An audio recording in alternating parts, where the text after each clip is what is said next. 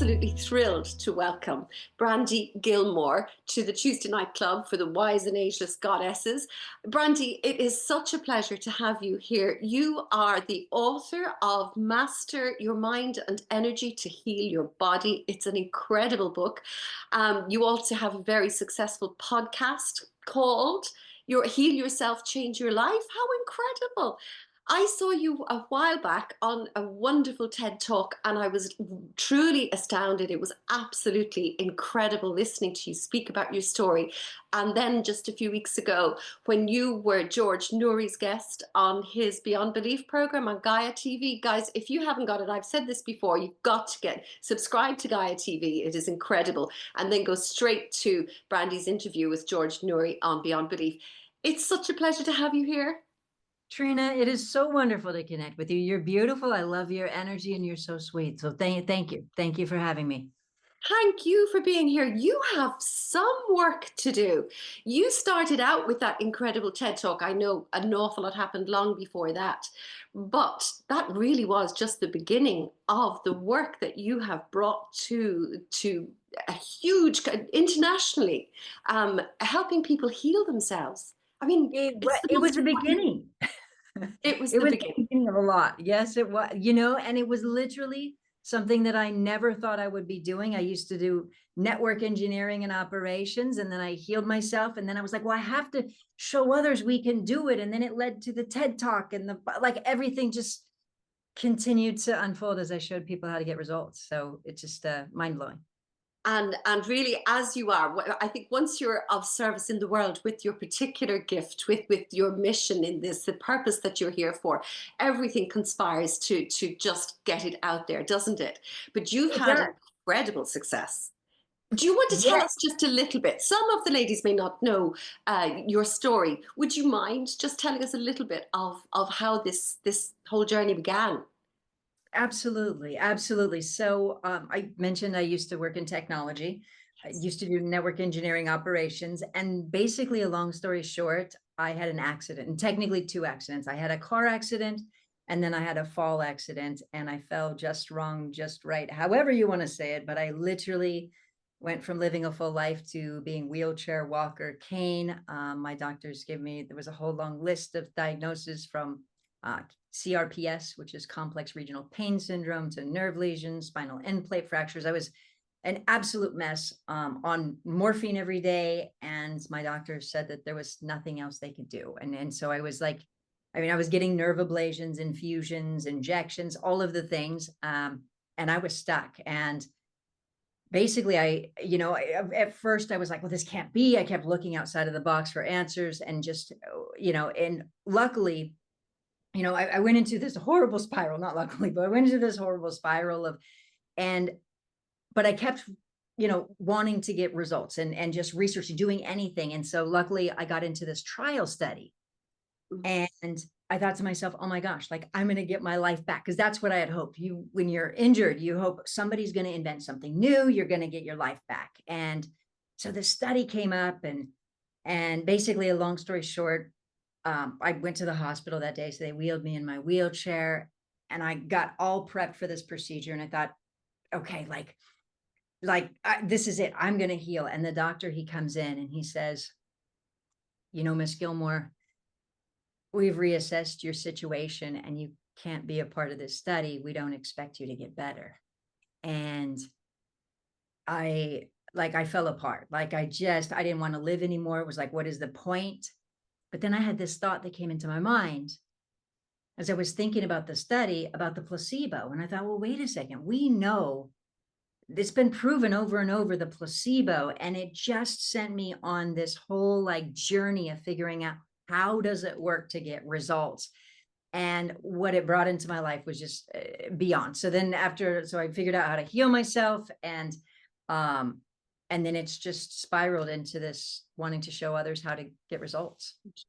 And you say, you mentioned something really interesting about the placebo effect. You're talking about the mind, the mastery of the mind, and our energy field and the energy around us, I imagine, the environment and many other things, in order to heal ourselves. But one of the things you said, and I just thought it was fascinating, was that people with multiple personality disorder can have multiple conditions, illnesses. That was breakthrough. That was breakthrough because I had been, after I even saw the meditation, I thought it was just all about belief. Yeah. And then so I was like forcing myself to believe, and it wasn't working. And I was doing it for years and it wasn't working. And then I was like, well, why isn't this working? Mhm. And so I started researching the medical journals, and I found something called the open label placebo, which is open label. Both the doctor and the patient both know it's fake, and it still works. And Wow. it kind of scrambled my brain. And I thought, and a couple really profound things came from that. One thing was multiple personality disorder. The awareness that people could have different illnesses and different personalities was mind blowing. There was even a research study of a woman who was medically blind in some personalities, but not in others. So, and it was just like, well, wait a second here. And there was others, the people who have asthma in one personality, but not in another, pain. And of course, I was sitting there thinking, well, how do I get a personality that's healed? And I was really thinking that, and I say that with absolute compassion for anybody with Mm, multiple personality disorder, but that's what I was thinking. And kind of on the energy note, yes. when I started looking at energy, this is how I because I had been doing all the meditating and the energy, and I even started going to Reiki and was doing that for years, and I was doing like all of the things. And so I thought, well, I need to understand it. If I'm going to succeed at this, the more we understand something, the more we can use it. And what led me to understanding the energy of the body better was I started thinking about the placebo. And I thought, well, one person can take a fake pill and they're told that it can help with their IBS, their irritable bowel syndrome. Mm. And so it does. But another person could take the same pill and they're told it's going to help with Parkinson's, and it does. Or another person is told it's going to have a negative effect, and it does. Now, it's not typically healing. But my point is, as I started thinking, well, how does this information get communicated to the cells? And that led me to the energy of the body, biophotons. Wow. And so it was just this opening of understanding biophotons and energy and how it works. And it was just mind blowing. Absolutely awesome. And there are a number of the members here who are, they would have had a background similar to yours in that they would have worked in science, they would have worked in medicine, they would have worked and have gone on to actually work in areas like Reiki and reflexology and those sort of things. It's a really interesting thing when that happens. And that's what I think is really good about your work. You have a lot of science-backed studies where you can actually see what's happening in someone's body as you are working with them. Absolutely. And you've been written up in medical journals and that kind of thing as well. Absolutely. And if you'd like, I don't know if I can share my screen here, but if you'd like, I can even show you what that looks like if you'd like. If you can do that, that's wonderful because I'm hopeless. Absolutely. Okay. Absolutely. Because what's fascinating is this. Oh, so I'm going to send you a request to be able to Okay, share I'm going my to screen. do that. Okay, there we go. So basically, after I healed myself, I thought everybody's going to think I'm nuts. How I just went from like wheelchair walker, cane, and being an absolute mess to now I'm running and lifting weights and healed. And so I said, I just have to show people if they can see it. And so that drove me to just want to show people. Now, what I started doing, and this is a research study that I had published actually in 2023. And so what I started though doing after I healed is I started showing it under medical equipment so you could see the results. And here we go. So here's an image of a person. This beautiful woman, she had neck pain and upper back pain in those red areas. You can see the pain. And this is 22 minutes later. So she had a 22-minute session. And so what I did is I just showed her how to shift her mindset. And so this one right here, I believe this one was 47 minutes. So there's My- that. And as you can see, the red is pain and inflammation. And so, Yes, yes. yeah. And so basically what I'm just doing is I'm just showing people exactly that, how to, Amazing. And and this is all a rapid decrease in pain. This is, it's not just something over several weeks and months of work. It's actually immediate, is what you're saying. exactly like this one right here, he had a level 6 of pain. He went from a pain level 6 to a level 0. And we can see the difference, and he took 28 minutes. And Magnificent. so what I did, and by the way, I always tell people you have to follow through. And if we compare it to something like multiple personality disorder, if we think about somebody with multiple personality disorder who has one illness and one personality and a different illness and a different personality, it's like that, except for what happens in these cases is I tell people they need to follow through so they do establish and really ingrain these new neural pathways. And so it Yes. needs to become a real change. And that's the key. And a simple way to think about it is what I started doing when I said, okay, well, I can see all the ways the mind affects the physical body. I can see the placebo, we know that, or nocebo, or Mm. stress affects the physical body. And so I started figuring out key differences, key distinctions of how it worked. And one thing I did is I just simplified it and I said, okay, how can I see that the mind affects the physical body? Emotions. If somebody's embarrassed, their face turns red. Panic attack, racing heart, shortness of breath, or even somebody can be scared to death, or somebody can die of a broken heart. So we can see emotions can impact us to the point of death. And so I said, okay, well, I can see that different emotions affect the physical body. So it's going to be important to address the specific emotions. Now, another thing that was really key was also looking at it objectively and saying, but wait a second here. If emotions affect the physical body, then how is it that some people are sick and some people are not? Some people can have PTSD or severe trauma and they're not sick. And other people can have less trauma and they're sick. How does that work? And what I began to figure out was it takes multiple ingredients, if you will. And so a simple way to think about it is like if somebody wants to make cake and they have flour, they can't make cake. But if they have flour and they mix it with eggs and butter, vegan eggs and butter or whatnot, now they have cake. And so basically it helped me to understand that, okay, there's a negative emotion plus other emotions connected to it. And that's the key. And so whenever I work with somebody to help them to shift pain very fast, I help them, I basically look at, okay, what are the specific emotions? And then how do I change that? And that's the key to showing people how to get rapid results. And it's not just pain. I mean, I've seen people heal from all kinds of things, autoimmune conditions, tumors, bedridden. I mean, you name it. I've seen people heal from all kinds of things.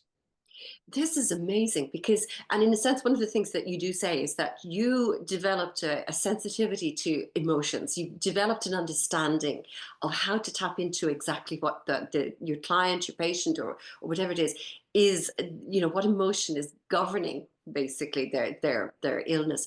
And if you don't mind, one of the things that does come through is you actually also connected the fact that you had a certain amount of survivor's guilt as a result of 9/11. You had been in New York and you came out of it, and one of those issues was that was playing a part in your life. So it could well be things that people don't even recognize have an effect on their Exactly. life. And this was the thing is technically I wasn't even in New York during 9/11. Right. And so what happened is I mentioned I used to work in technology and I worked here in California and my shift was 5 a.m. to 2 p.m.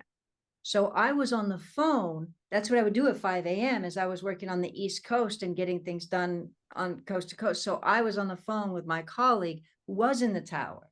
And then my colleague starts yelling, help me, help me, help me. And then the phone goes dead. And then and all of these things. And so it was just, and then I see the planes. I mean, it was just this thing. And so that was part of it. So that happened. And then in technology where I worked in telecommunications, we always had to know what the current events were. And so for the next several months, like there's always televisions playing on every single pillar in the building. And so there I was working, trying to help people and trying to get networks up and all of that.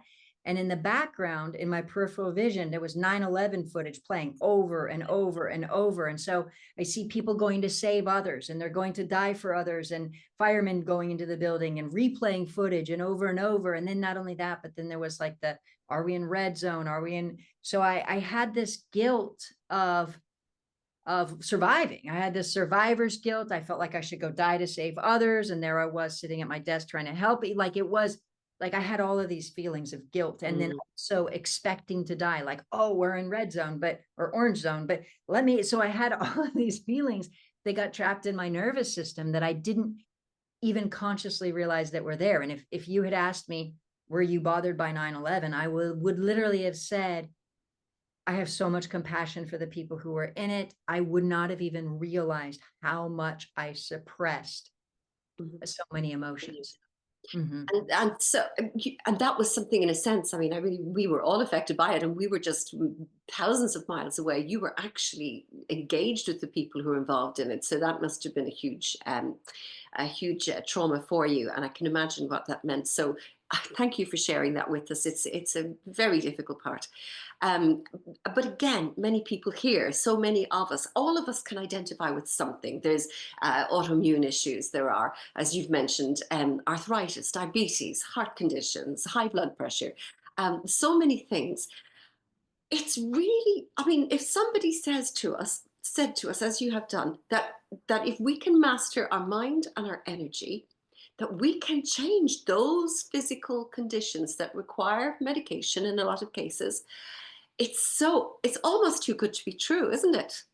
It is. And not only that, but that's part of the thing is that we've been trained that emotions, like we're so trained. It's like if we were trained to go, oh, there's a fire there. Okay, no big deal. It's like we have been trained that, oh, yeah, there's negative emotions, bury your emotions. But then simultaneously, we can see that emotions can affect us to the point of death. Not Mhm. only that, but there was even the Surgeon General in 2023 released an entire report how loneliness can increase heart disease, diabetes, stroke. So, and that was kind of a result of also seeing things in COVID and during that time of loneliness and disconnect. And so it's like we know that that information is there, and yet I would say all of us think, well, it couldn't be me. You know, Mm, that couldn't be the case. And that was me. mm, But then also, I mean, there are even studies that show that people after surgery, if they're more optimistic, can heal faster. They can influence cell proliferation. They can heal faster. And if they're more stressed or negative or fear, that they can have increased rehospitalization, all of that. So we can see the evidence, but I would also say getting it to work is a little tricky. mm.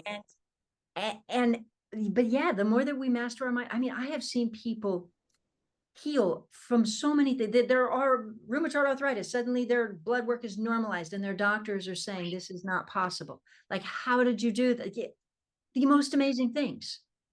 Ah, And emotion. what what a wonderful thing to do for a living, Brandy. I have to say, you must be so excited getting up in the morning, knowing that you are actually this very. I know you tend to say that people do it for themselves, but you are literally the sort of guide through the whole system. You show people how to access that tricky part of it.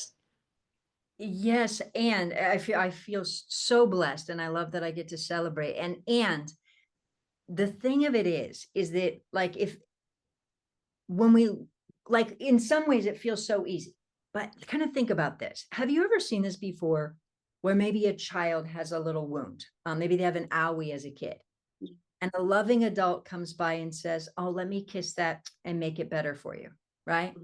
Mhm. At that point in time that child can get love linked up to illness, right? That's a really So good point. exactly. So then what can happen is this. Let's say that they have plenty of friends and they're good going through school, all of that, they're fine. But let's say they turn 30 or 40 or 50 or 60 and they start feeling lonely and they don't know how to really connect. They feel like they're disconnected from people. Then the subconscious mind can say something like, well, how do I get love? And it goes, oh, that's right. When I was a kid, if I have an owie, we're going to kiss it and make it better. Mhm. And it goes to there. So what I would say is the multiple ingredients of it. So understanding the mindset of it is key. Mm. And so it's like the more you really master it, that's why I've been able to show back to back to back, is because just understanding how it works to that level. But yeah, I feel so blessed to do that. Yeah, and I like that you use the word mastery, really, because many of us don't even know that we have that kind of power.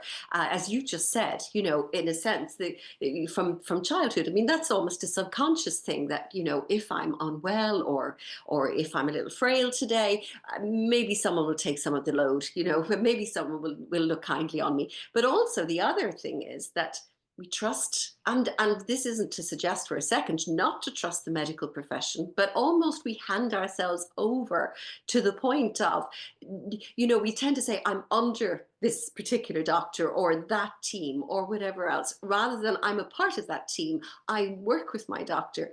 And I also feel that people tend to, it's very easy to fall into owning the condition. Now, particularly we're women here are, we've been through or going through menopause or some of the issues of older life and that kind of thing. And it's so easy to own the condition, becoming my arthritis, my diabetes, my whatever else. And I know that you've talked about things even that other people will have. It's depression, anxiety attacks, all kinds of issues you're talking about. But what you're actually saying is it's mastery, which is an incredible word and incredibly empowering. And so this is something I find about your work, I think is what's really good.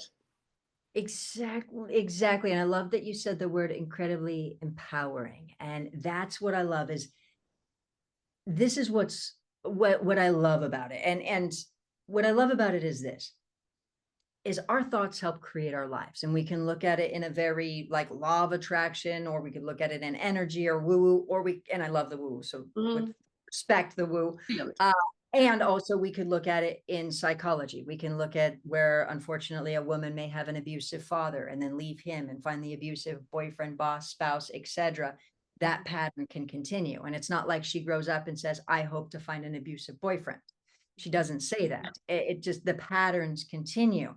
And so what I really love about it is I feel like on a spiritual note or an innate level that when we have some type of health issue, it is our body saying that something is off. Like just like if you drive a car and the check engine light comes on, you know that there's something wrong with the car. But similarly, if there's something off in our body, it's giving us a message to change. It's saying, hey, change that pattern of self-criticism or the pattern of guilt or survivor's guilt or whatever that is, the panic attacks, change that panic. It's just going to attract more of the same. So what I feel like ultimately, when we start to understand the patterning that's going on at a deeper level that is connected to the illness, and we get rid of that, it doesn't just heal our bodies, it also changes our life. It's like universe, God, divine energy is giving us this message to change, if you will. And Mhm. it's incredible.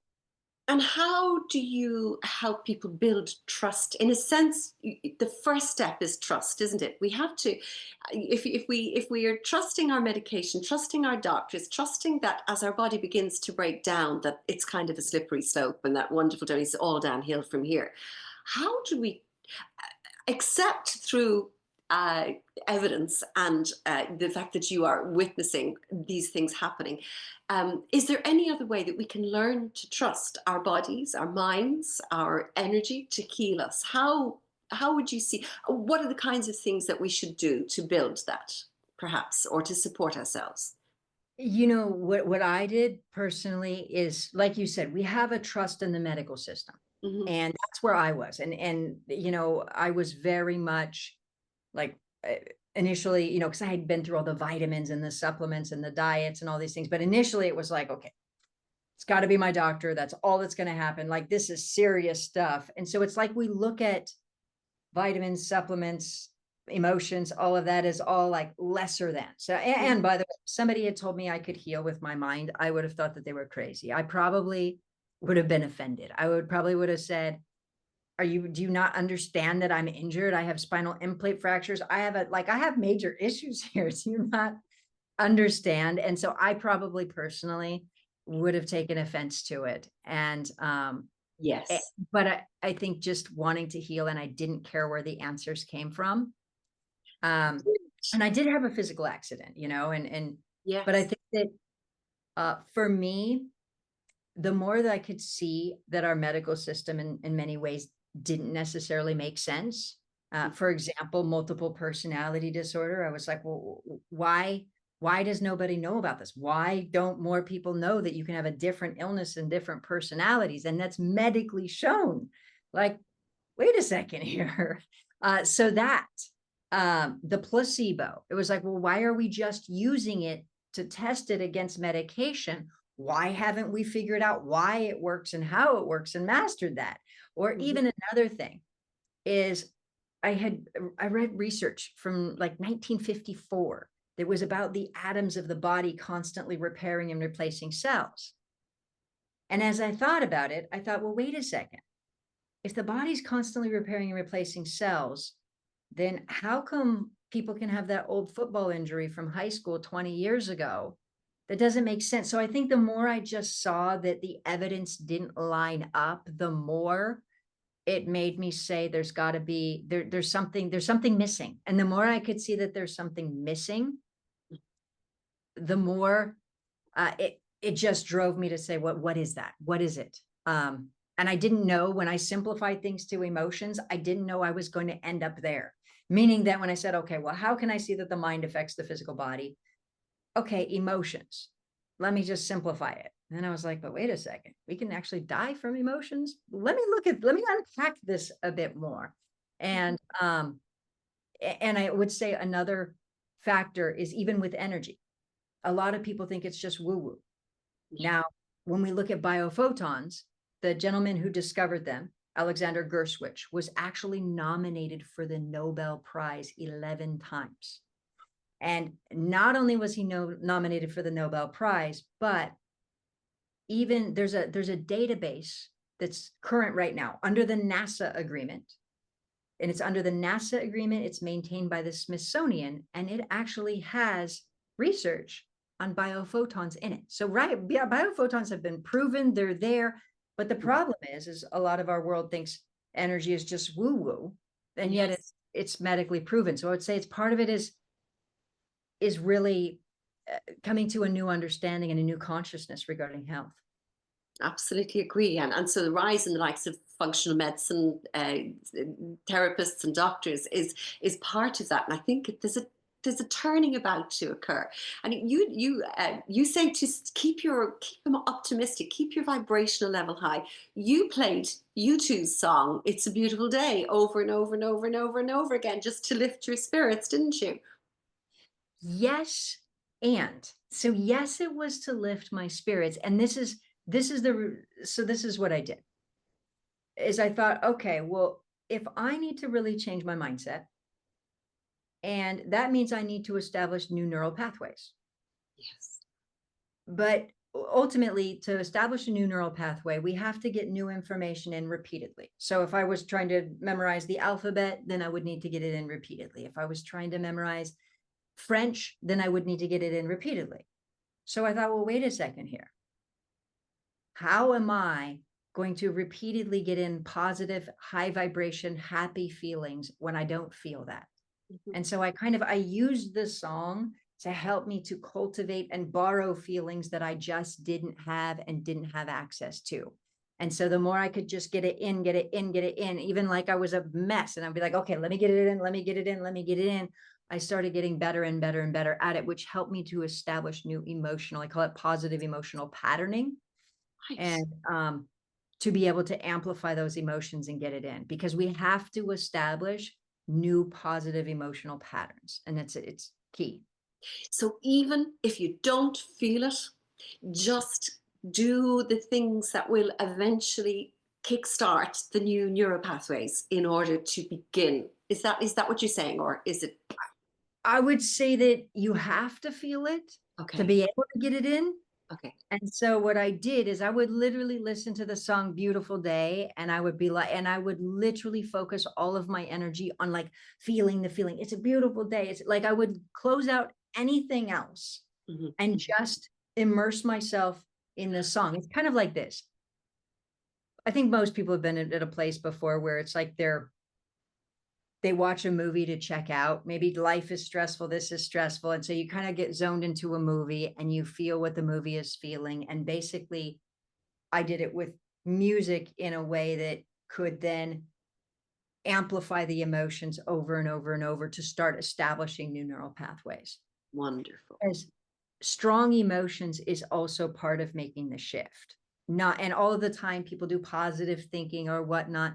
Positive thinking, in my experience, is typically not going to be enough to create the change. That it has to be strong, positive emotions.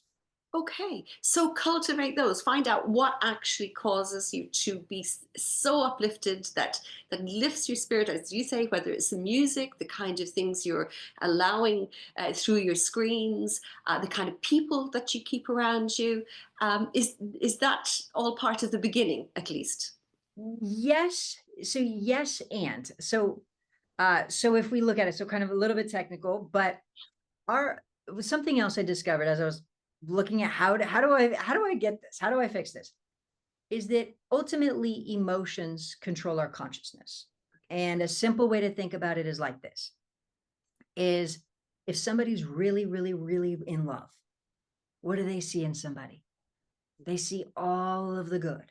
And if somebody's really angry or upset at somebody, what do they see? They see all the negative. They see the fault finding, that this problem, that problem. Now, similarly, if somebody's really in fear, what do they see? They see the fear. Now, imagine if somebody's angry at somebody, so they're seeing all the negative. And then I say to that person, just think about 5 positive things about your husband. They might think, well, he didn't break anything today. Well, I guess he didn't do this. It's not going to be genuine. So if they're angry and they go, well, think about 5 positive things, think about 6 positive, like it doesn't really work. But if somebody really melts into the feeling of then feeling back in love with the person, they say, oh, let me go into the feeling of it. Let me go into the feeling. Sorry about that. Beautiful. Somebody stuck in. Um, let me go into the feeling of it. What happens is they start to shift their consciousness. And so some people might have a victim consciousness or a sympathy consciousness. And so what happens is that the more that they shift their consciousness to really radically feel differently, the more they amplify the emotions, the more they shift their mindset to feel in a different way. And so it's key to making the change. And that's why a lot of times positive thinking is not enough. Uh-huh. Okay, this is really great. And you have developed your own healing program, Gift. This is a unique program. And this is really the basis of what you do. I love the way you broke down what gift means. Would you mind doing that for us now? Is that okay to do? Absolutely. Absolutely. So GIFT stands for, first and foremost, Get New Positive Mind Programming. And part of that is also starting to establish new positive emotional patterning, because we must establish new positive neural pathways. We also need to amplify it because you really need to feel it very strong. So that's what G stands for, is Get New Positive Mind Programming. I stands for Identify the Problem. So in that, it's identifying what are the specific emotions that are affecting you. So just like embarrassment, on a simple note, is red face. Panic attack is, racing heart, shortness of breath. So different emotions affect the body differently. So step I is identify the problem. Step F is free yourself from it. And what that is rewiring the mind at a deeper, deeper level. And then step T is in step into the transformation. So it's embodying it in your life, in your actions, in your being. Absolutely brilliant. And free yourself. It's all very, as you said earlier, empowering. Just there was something else I wanted to ask you, but I'll come back to that in a moment, because I see someone has come in with a question. Do you mind if we have a look at a question from let me just see.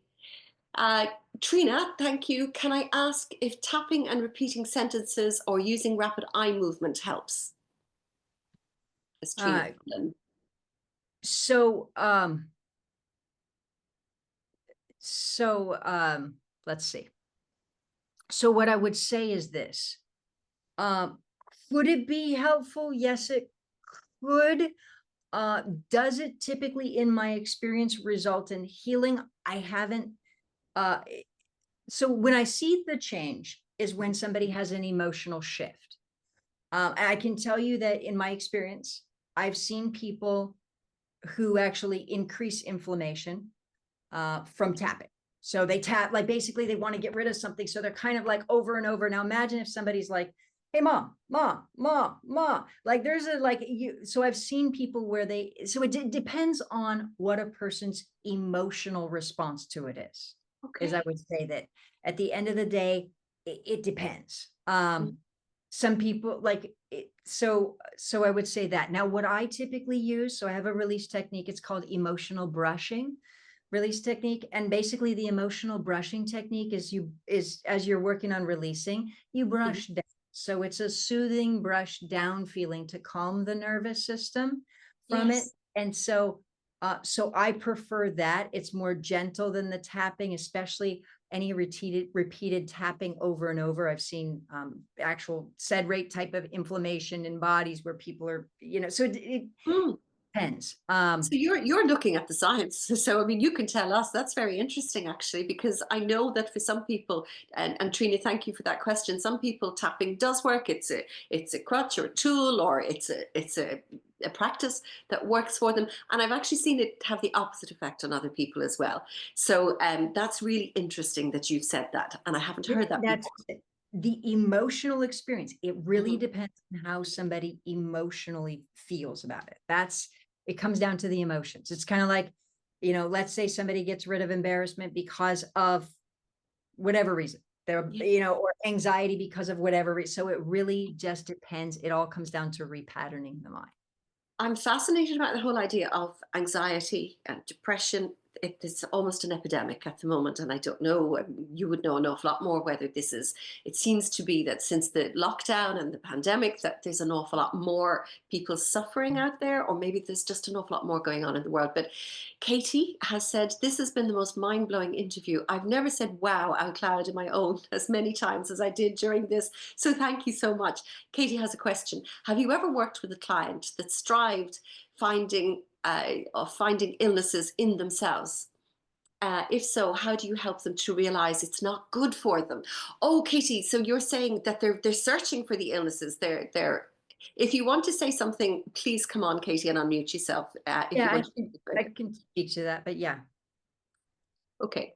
Thank you, Brandy. Yeah, okay. If you can answer that, that's great. Yeah. So typically what happens, so a simple way to think about it is like this, is when our minds are miswired, we want something and then we don't want something. And a simple way to think about it is like this, even going to anxiety. Sometimes what happens is a person will feel like they deserve punishment. They feel guilty, they feel bad, they feel like they've done something bad and says they deserve punishment. So then the mind pictures this bad thing could happen, this bad thing. And in our culture, we label it worry. But what happens is they feel like they deserve something bad or something wrong. Or in another case, let's say somebody has it linked up where sympathy has been linked up to love. So then, unfortunately, they have it linked up that says to get love, they need bad things to happen. Now, the other part of the brain is like, I do not want bad things to happen. Don't punish me. I just want things to be great. I want it to be wonderful. So it feels like that internal struggle. Now, going back to Katie's question, what can happen is that a person can have, they can get it linked up that their parents had a certain health issue. And so they expect to have it. So they're looking for it because they're scared or they're terrified, or they're looking for it because they feel like that's how they get love and connection. Or they look at it as though maybe there's something terrified that they don't want to face moving forward. And so they're so busy picking themselves apart because Yeah. there's a fear that they're avoiding. And so there's always, we want to keep in mind everything the brain does, it does for a reason. And if we tell somebody, oh, just stop it, it's not, it's always trying to help you and it's so counterintuitive. The way to think about it is like this: a cutter, somebody who cuts themselves, gets it linked up that they can have it linked up that it's relief or safety or euphoria or control from cutting themselves. Mhm. Or even somebody who does drugs, who's trying to get rid of it, who's trying to stop, can have it linked up at a core level that it's cool, or it's how they connect with people, or it makes them perform better at something, or whatnot. And so the more we realize just that the mind is miswired, and then the more that we're willing to just address whatever the miswiring is, uh, then that's the key. That is, and it is fascinating. I mean, you say in our culture, this is how we work. But one of the things at the moment I feel is that there's a test for everything. I mean, we're encouraged to send away for, the colon cancer test or whatever else, the blood sugar tests and blood pressure tests. It's almost as if we are, as on sentry duty, watching out to catch it before we get it, so that we'll head it off in some way. We had Dr. Christian Northrup came to speak to us here one evening, and she said that she had a patient who every year had a breast check, and each year they'd say, I know I'm going to get breast cancer, I know it. And when she finally had the diagnosis of breast cancer, she was relieved because it had been found. So that's almost, Bingo.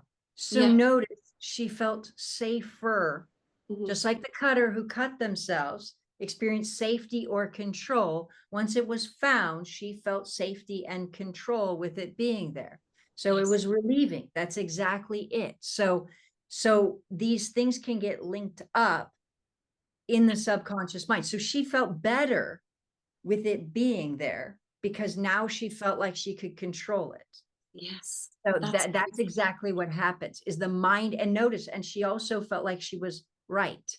And so there are key things in the mind that gets linked up, that get linked up, that like, so she wanted it, because then imagine now, and even in her life, if she's telling everybody, oh, I know I'm going to have it, I know about it, and likely she probably also then maybe had a mother or somebody else who also had it, or a grandmother, and she's just like her grandmother. So then there's a part of her expects to get it because of family, yada yada.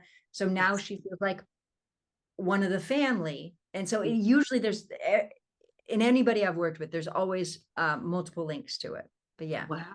I can see why you're saying it's tricky, and it is because you can see it beautifully. You're standing back from it, and you can actually see the bigger picture. Whereas this is one area when someone is going through it, they're so involved. They're so. Excuse me, I'm so sorry about. There are a few more questions here. Mary says, unfortunately, she has to leave, but it's one of the most fascinating sessions ever, and thank you. I really am grateful to you for coming. Trina Hannon says, Qigong, throwing away the trash. Okay, so Qigong is, oh yes, okay, the brushing movements and that. Thank you for that, Trina. Joan, thank you for being so generous with your knowledge. Do you think people can use illness to subconsciously hide behind? Absolutely, absolutely. Can people use illness all of the time? And even in my book, one example I use was this little boy, Johnny. And basically what would happen is he went to school and he felt like he was being picked on. And then he would come home and his mom was, everything was safe, and he would get treats and taken care of and love and connection. Then he would go to school and feel afraid of the kids and picked on. And this happened over and over and over again, that his body did not want to give up illness. And he'd had one illness after another after another. The doctors couldn't figure it out.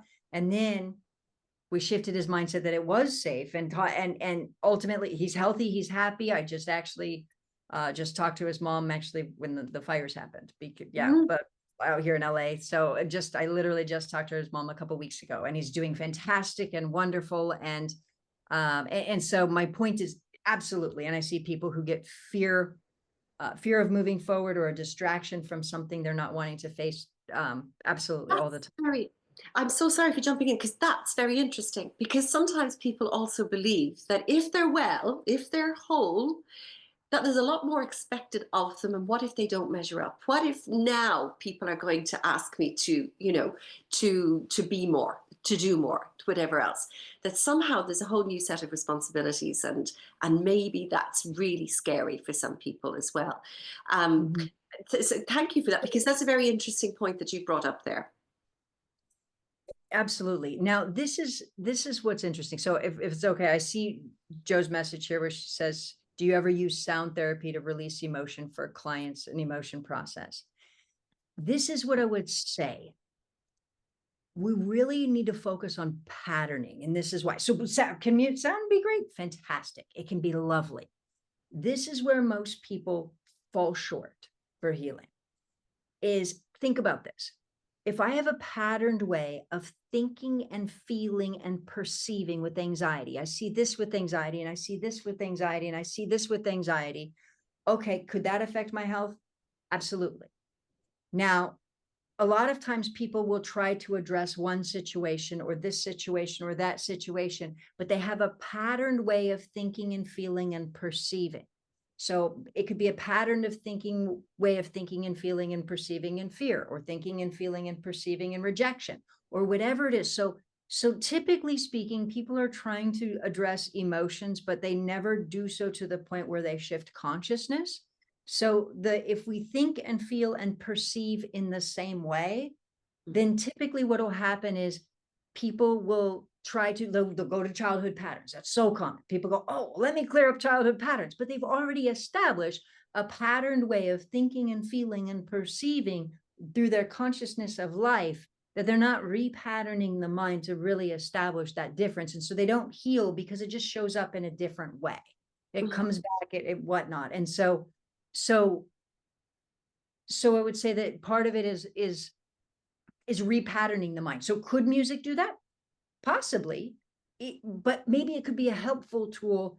And that's the way I use it in the gift is exactly that. It's a helpful tool, but is it typically enough? No, typically speaking, we would need to establish new patterned ways of thinking, feeling, perceiving. So I call it the 5 Ps, but we need to establish new patterning.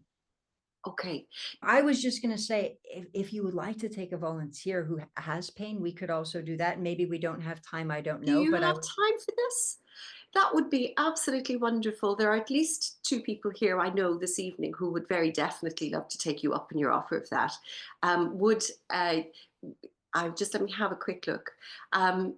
I invited somebody earlier actually to come and listen to you. I don't want to say her name, but if you would like, you know who it was. I texted you earlier on in the day and said that we had Brandy this evening. If you would like to come and speak to Brandy now, that you're more than welcome. great. Offer. And so, yeah. And so what I would do is just kind of show somebody how it works when we have physical pain or some, yeah. That would So be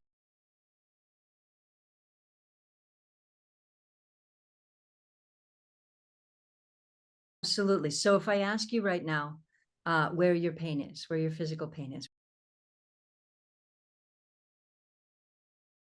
And by the way, just as we go through this, just so you know, I might interrupt you a little bit. It's kind of like driving a car. And if you go, oh, left here, right here, I'm just going to tell you, I might interrupt a little bit. Well, now, 0 to 10, what's your level? Exactly what I would have said. So I feel you. I see. So give me 1 second. Bingo. Bingo. Bingo. Okay. There's a feeling, even if it's not necessarily true, there's a feeling of feeling like there's somebody who's critical or yelling at you, so to speak. Do you know who that person is in your life? Bingo. That. Great. So I'm going to ask you to breathe. And I'm going to ask you just for a moment. I'm going to ask you just for a moment to notice that feeling. And I'm going to ask you to notice what would happen if you didn't take it personally. Like, what would that feel like if you didn't take it personally at all? So you would feel liberated. Now, by the way, if it was in my situation, if I said, you know what, I'm not going to take that person personally, I am going to feel liberated. I'm my own person. I'm my own power in my life. That would make sense, right? Great. So I'm going to ask you to breathe. I'm going to ask you to take in the feeling that you're stepping into your power. You're not taking things personally. You're okay. You're not accepting that. You don't need that. You're taking things personally. And you're not taking things personally at all. Instead, you're in your power. What would that even feel like? What would that feel like? Give me another feeling how that would feel inside of you. You didn't have to take that blah, blah, blah, blah, blah stuff personally. What would that feel? Feels powerful. Great. As you should be in your power, right? You should absolutely be in your power, right? So I'm going to ask you to breathe. Bingo. And I want you to notice your level in your head. 0 to 10, what's your level?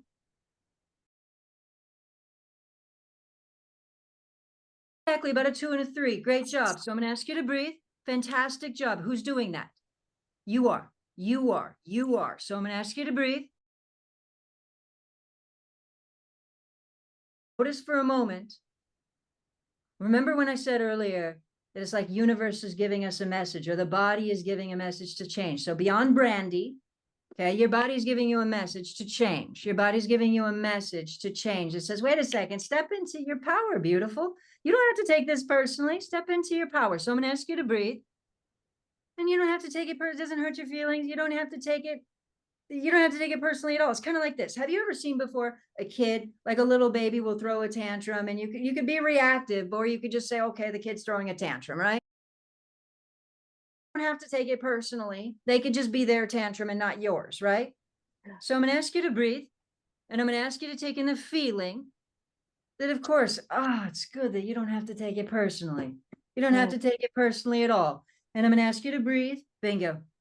And I'm going to ask you to notice your level of pain, 0 to 10. What's your level?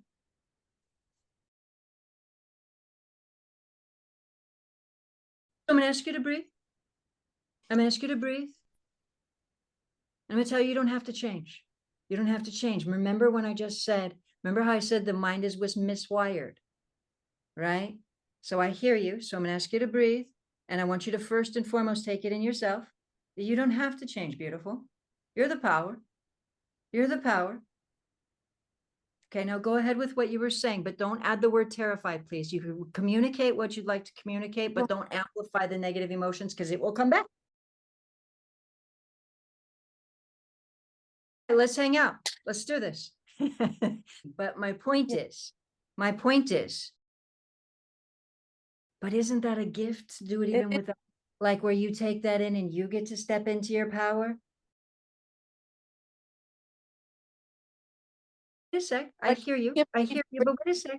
Wait a sec. Wait a sec. So I'm going to ask you to breathe. I get that your mind is saying that. So this is what you can say, is notice it went from a 6 to a 2 in minutes, and you did that.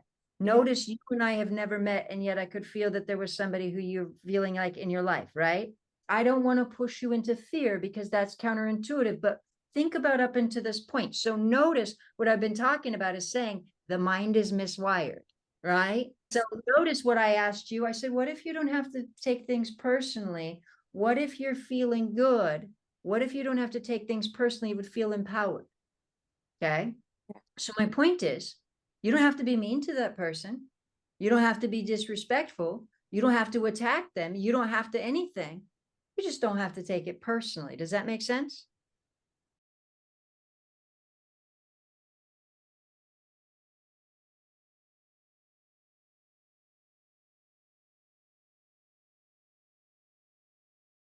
Hear you. And this is the thing, right? I hear you. I respect you. I get you. I understand. And and I had a fear of living my life to its fullest. I had survivor's guilt. What? Survivor? Guilty for survival? Yep, that's how I felt. Okay, so my point is, and that's why I said, I'm normally, what would I do? I take somebody down to a 0 level of pain. But knowing that you're hitting fear, we're stopping right here. We're allowing you, because remember what I said with that example of the little boy named Johnny who went to school, and there's a part of you who feels like illness is protecting you and keeping you safe. Bingo. I would agree. And notice for a moment, notice how much fear you had come up as you started getting rid of your pain. That's what's holding you back. Does that make sense, beautiful? Yeah, imagine for a moment in my life, if every time I started to heal, I felt more fear. What's that going to do?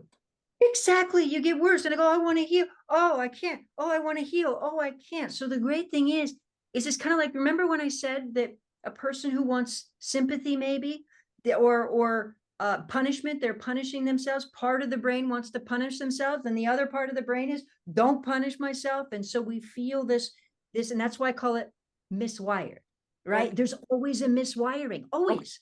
So I get it. And I think you're amazing and wonderful. And I love your self-awareness, and I love your honesty, and you're brilliant. You're brilliant. Thank you so much. You are so good. And I know Now, I even noticed your voice came down to a more, what would we say, a beautifully calm level towards the end there as well. Can I just say, Katie says it's so brave to be vulnerable. Well done. I don't Oh, know you, but I feel so proud of you. But thank you so much. right. I Now, appreciate Mhm. by the way, when we looked at those images earlier of under 28 minutes on the scan, so now we see that's the reason is after I healed, I started it. showing people how to do this. And I started showing people, and I thought people are going to think that somebody's faking it. That, like, I would take people from the audience. Bam, somebody has neck pain, back pain, headaches, knee, all kinds of different things.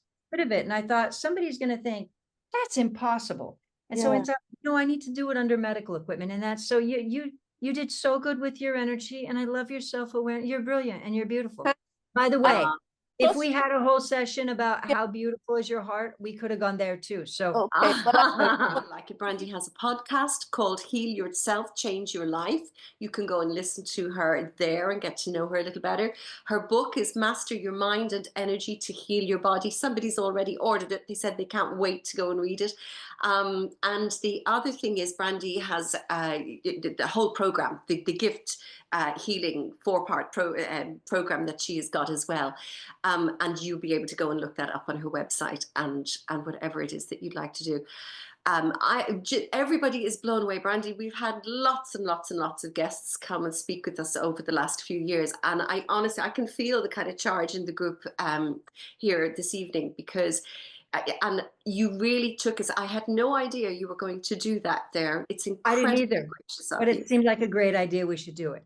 We're terribly, very, very grateful. It's wonderful to see your work in action. It's fascinating to see your work in action. Lots of messages coming through now saying thank you so much. And I know people are going to go and look you up. So it's Brandy Gillmore. Just quickly, I'll send you out links tomorrow, but it's Brandy, GILLMORE.com, and you will find everything you need to know there. Anybody who wants to go and do that. Joe is asking about family constellation work and all of that kind of thing. Listen, we've loads more questions. Brandy could stay another hour, but we're going to say thank you so much to you for being so good. You're an amazing lady. Gail says an Trina, amazing lady. thank you. And by the way, just like I can feel energy, I feel your heart, and you're just beautiful. So and all of you guys, just thank you for having me. It has been such a pleasure. It's And been thank our you. pleasure. There are other people saying that they feel pain gone just by watching you this evening. That their pain has gone that they had earlier on today. So this is wonderful. I'm so grateful to you. I'm going to let you go. I know you've an awful lot of work to do, and you are so kind to have come and spoken and shared all of this with us tonight. Thank you from the bottom of our hearts. Thank you. Thank you. Thank you Okay. so much. Thank you, everybody. Thank Take you. care, everybody. Thank you thank so much you. for being here. We'll see you soon. I want to talk to you about Lynn Hillary's beautiful new book of poetry. Actually, Brandy has left. I just want to very briefly, before you go, I didn't want to hold her because she's literally giving, she was wonderful to get to come and speak with us because she has so much. And in fact, she had a full schedule. But when she heard about the Tuesday Night Club, she was so interested in this idea that she literally said, I'll come and speak to your people. So it is incredibly good of her to do that. I want to hold something up. This is Nettle Tea by Lynn Hillary. Mary's here at the moment, Mary Hazel, her lovely proud mom, and Mary gifted me this copy. It is absolutely stunning book. It's called Nettle Tea, a collection of poems by Lynn Hillary. Just want to get rid of something there and then come up here and speaker. There we go. It's called Nettle Tea by Lynn Hillary. There's beautiful artwork in it as well. You can have a look at that. But one of her poem, I'm going to read it out. Mary, do you think I have permission to do that? Read one of Lynn's poems? You think so? Yeah, okay. It's called I Found This Poem Upon a Hill. I found this poem upon a hill just waiting there for me. Words that babbled on a brook and tumbled from a tree. I had to get some distance from all the noise below. I had to climb so very high before this poem would show. I had to brave the cold, sharp winds and dig into my stride. I had to find some patience and swallow off my pride. And with this poem, I found myself, a meeting overdue. What I was really searching for was looking for me too. Sitting right beside me, sitting right beside this poem, the other half of me, my spirit girl who often hides but longs to be that free. I had to get so quiet before she dared to speak. She found the curtains in between, and through them she could peek. She knows the things that I forget and soothes away my fear. She whispers all the answers so softly in my ear. She picks up all the pieces of my scattered heart and mind and shows me all the jewels inside that I could never find. I know when she's not with me, I feel so incomplete, but I forget to hold her close, and patterns will repeat. My heart that has been fastened down is ready now to grow, and I can carve a space inside and never let her go. That is just, when I read that poem, I just found it so, it's called I Found This Poem Upon a Hill. It's part of the work called Nettle Tea by Lynn Hillary. And if you can get your hands on a copy of that, I honestly believe it will be something you find to treasure. There's quotes inside there I've made notes of because I feel that they'll come back to me through time, and they'll be the kind of wisdom I need to, or the exact right words that can express what I feel. So thank you everybody for coming here. Mary, if you want to say a quick word there before we take our leave, I'd love to say hello to you. Can you hear me now? Oh yeah, and thank you so much for the gift. It's just beautiful. I love it. Yeah, Lynn, it was like a seed under the ground. You know, if you plant a seed under the ground, you don't dig it up and see how it's going. You just leave it there, and in time, then it will emerge. And Lynn told nobody she was doing this book, and she appeared at Christmas and said, "I have a little gift for everybody," and it was the book.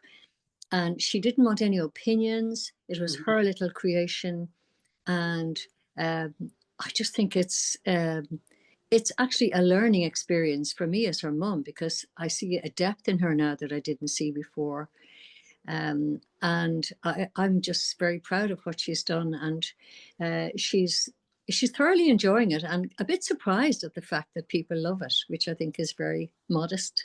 Oh, isn't she great? Well, she's so authentic. It's Yeah, her voice. It's just pure, yeah. and it's every word there. Now, Trina's saying, "Where can I buy Nettle Tea?" Powerful poem. Patterns repeat. So perfect, isn't it, Trina?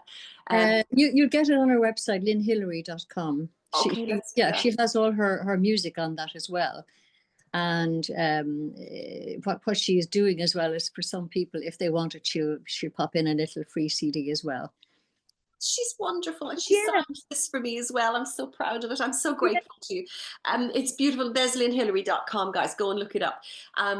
It's fabulous and a real treasure, and I'm so grateful to you. So Thank you. I'm looking for, maybe Lynn will come and read one of them to us if she I think wants to. I she'd love, know it's I think she'd love to do that. Yeah, to come oh, around we'd love one it. day. Yeah, as a guest. Yeah.